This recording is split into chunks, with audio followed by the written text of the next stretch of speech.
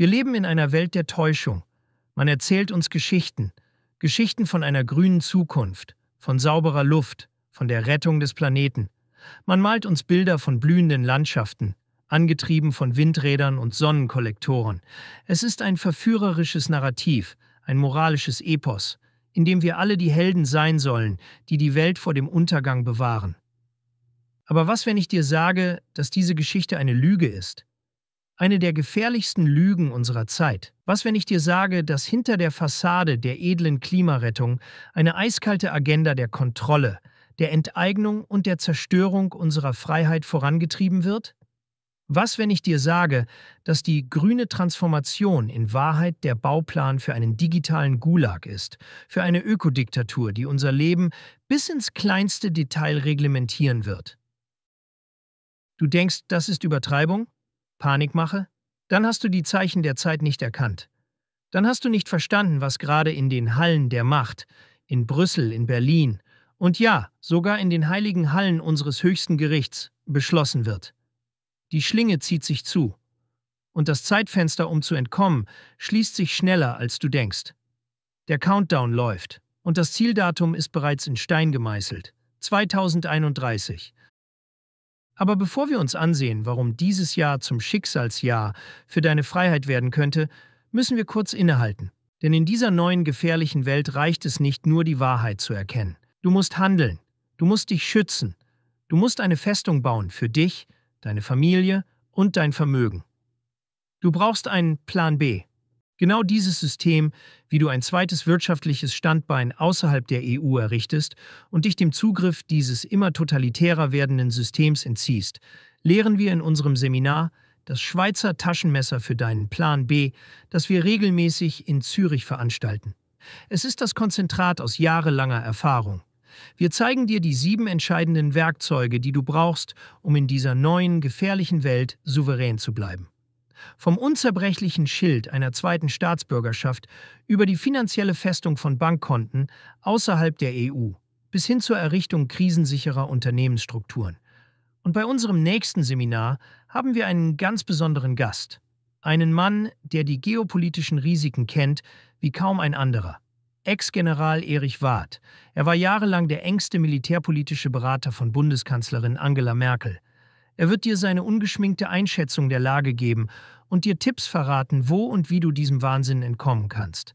Alle Informationen dazu findest du unter dem Link in der Beschreibung.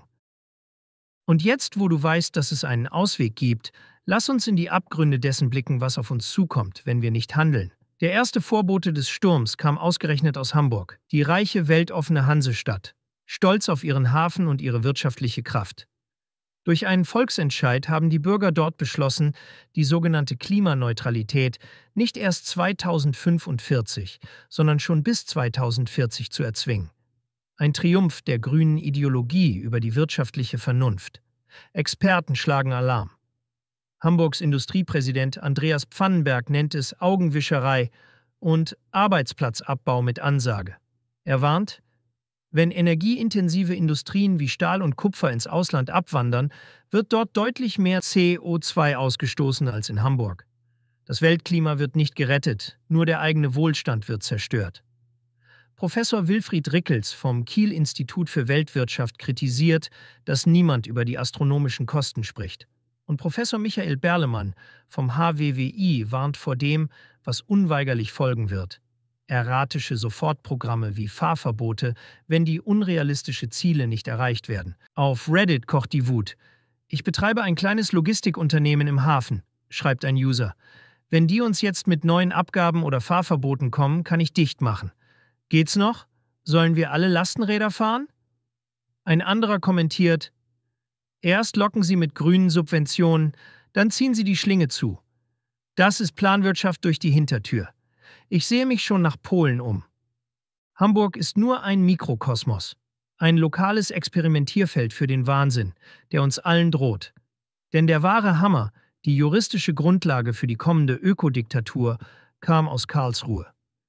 Am 24. März 2021 fällte das Bundesverfassungsgericht einen Beschluss, der als eine der weitreichendsten und gefährlichsten Entscheidungen in die Geschichte der Bundesrepublik eingehen wird. Es war nicht weniger als ein juristischer Staatsstreich, getarnt als Klimaschutz. Das Gericht hat das Staatsziel Umweltschutz neu interpretiert. Es geht nicht mehr nur um den Schutz des Klimas. Nein, der Staat sei nun verpflichtet, Klimaneutralität zu realisieren. Und nicht nur das. Das vage Pariser Klimaabkommen, ein politisches Wunschziel, wurde de facto in den Verfassungsrang gehoben. Die Richter haben sich dabei auf eine höchst umstrittene Theorie gestützt, die Idee eines globalen CO2-Restbudgets. Sie haben argumentiert, dass Deutschland nur noch eine bestimmte Menge CO2 ausstoßen darf, bevor dieses fiktive Budget aufgebraucht ist. Wann das sein wird? Nach ihrer Logik und den von ihnen einseitig ausgewählten Quellen, Berichte des IPCC, des Umweltbundesamtes, einer weisungsgebundenen Behörde des Umweltministeriums, und populärwissenschaftliche Schriften vom Potsdam-Institut für Klimafolgenforschung, wird dieses Budget bei dem im Klimaschutzgesetz bis 2030 erlaubten Ausstoß weitgehend aufgebraucht sein. Und was passiert danach? Ab 2031?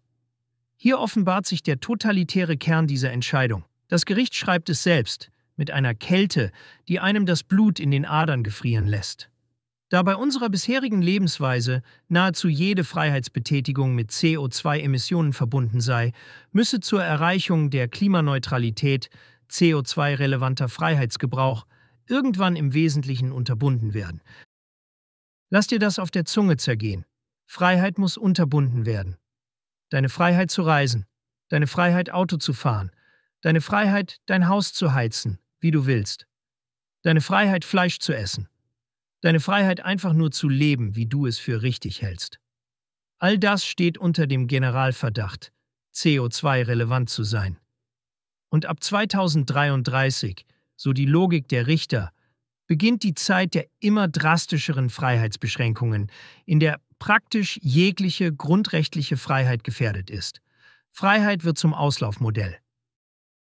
Aber glaube nicht, dass diese Unterbindung von Freiheit nur durch grobe altmodische Verbote wie Fahrverbote geschehen wird. Das ist das Denken des 20. Jahrhunderts. Die Architekten des neuen Systems sind smarter, perfider. Sie brauchen keine Polizei an jeder Ecke, die dein Verhalten kontrolliert. Sie bauen das Gefängnis digital. Und die Bausteine liegen bereits offen vor uns. Da ist zum einen die digitale Identität, die die EU mit Hochdruck vorantreibt.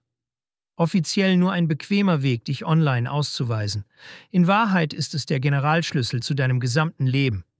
Jede Transaktion, jede Reise, jede Interaktion mit dem Staat wird an diese ID geknüpft sein. Und dann kommt der zweite Baustein, der digitale Euro, die CBDC.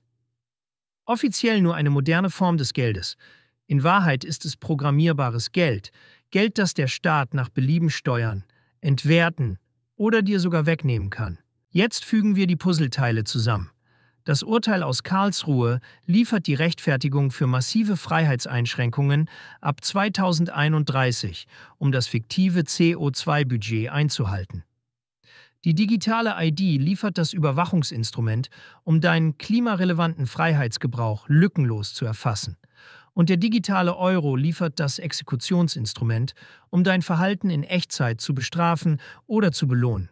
Stell dir das vor. Du stehst 2031 an der Kasse im Supermarkt. Du legst ein schönes Stück Rindfleisch aufs Band. Du bezahlst mit deinem digitalen Euro über dein Smartphone, verknüpft mit deiner digitalen ID. In dem Moment, in dem du bezahlst, berechnet das System deinen persönlichen Kohlendioxid-Fußabdruck für diesen Kauf. Klack. Eine zusätzliche Klimasondersteuer wird automatisch von deinem Konto abgebucht, weil du dein individuelles, staatlich zugeteiltes Fleischbudget für diesen Monat überschritten hast. Du willst in den Urlaub fliegen? Dein digitales Wallet prüft dein persönliches Flugbudget. Ist es aufgebraucht? Pech gehabt. Die Buchung wird blockiert. Oder du zahlst eine astronomische Strafsteuer, die dir sofort abgezogen wird. Das ist die Zukunft, die sie bauen. Keine groben Verbote mehr, sondern eine sanfte digitale Tyrannei, in der jeder Aspekt deines Lebens überwacht, bewertet und gesteuert wird, im Namen der Klimarettung. Es ist die perfekte Verschmelzung von Ökoideologie und digitaler Kontrolle. Es ist der wahrgewordene Albtraum von George Orwell. Das ist keine Interpretation. Das ist die direkte Folge der höchstrichterlichen Entscheidung aus 2021. Es ist der Freibrief für eine Regierung der Richter, für einen Richterstaat, wie es Professor Müller-Franken nennt. Ein System, in dem nicht mehr das demokratisch gewählte Parlament, sondern eine kleine Gruppe von Juristen in roten Roben entscheidet, wie wir zu leben haben. Sie haben das Grundgesetz auf den Kopf gestellt. Das Prinzip war immer, die Freiheit des Bürgers ist die Regel, der staatliche Eingriff die Ausnahme. Jetzt gilt, der staatliche Eingriff im Namen des Klimas ist die Regel. Deine Freiheit ist nur noch eine gnädige Duldung, die jederzeit widerrufen werden kann. Auf Twitter explodierte die Empörung. Karlsruhe hat gerade die Klima-RAF juristisch legitimiert. Ab 2033 sind wir alle potenzielle Klimaterroristen, deren Freiheit unterbunden werden muss. Ein anderer User schrieb, das ist der feuchte Traum der Grünen, die totale Kontrolle über unser Leben, abgesegnet vom höchsten Gericht. Willkommen in der Öko-DDR 2.0. Und glaube nicht, dass Technologie uns retten wird. Das Gericht geht explizit davon aus, dass die Reduktion von Kohlendioxid nur durch die Beschränkung von Freiheit erreicht werden kann. Fortschritt? Innovation? Kernkraft? Alles irrelevant. Das Urteil ist getragen von einem tiefen Misstrauen in die Demokratie und einem blinden Glauben an staatliche Allmacht. Sie sagen es offen, der politische Prozess sei zu kurzfristig und an direkt artikulierbaren Interessen orientiert, um das Klima zu retten. Deshalb müssen die Richter die Vormundschaft übernehmen. Das ist die Zukunft, die sie für uns planen. Eine Zukunft der Rationierung, der Verbote, der Kontrolle. Eine Zukunft, in der dein Kohlendioxid-Fußabdruck wichtiger ist als deine Grundrechte. Eine Zukunft, in der du als freier Bürger abgeschafft wirst und zum Untertan einer grünen Planwirtschaft degradiert wirst. Und der Countdown läuft. 2033 ist nicht mehr fern. Wenn du jetzt nicht handelst, wenn du jetzt nicht deinen Plan B entwickelst, dann wirst du in diesem System gefangen sein. Dann wird dein Traum von Freiheit endgültig ausgeträumt sein. Die Zeit zu zögern ist vorbei. Die Zeit zu handeln ist jetzt. Bist du Unternehmer, Freiberufler oder Investor? Zieht es dich schon lange ins Ausland? Mach heute den ersten konkreten Schritt in eine Zukunft mit mehr Geld und mehr Freiheit. Buche ein Beratungsgespräch mit Sebastian und seinen Kollegen. Unsere Kanzlei unterstützt Mandanten wie dich dabei, deine Steuerlast legal zu reduzieren, Vermögen aufzubauen und zu schützen und deine persönliche Freiheit zu maximieren. Profitiere jetzt von unserem Fachwissen und unserem Netzwerk. Gehe zu mandatierung.com und werde Mandant unserer Kanzlei.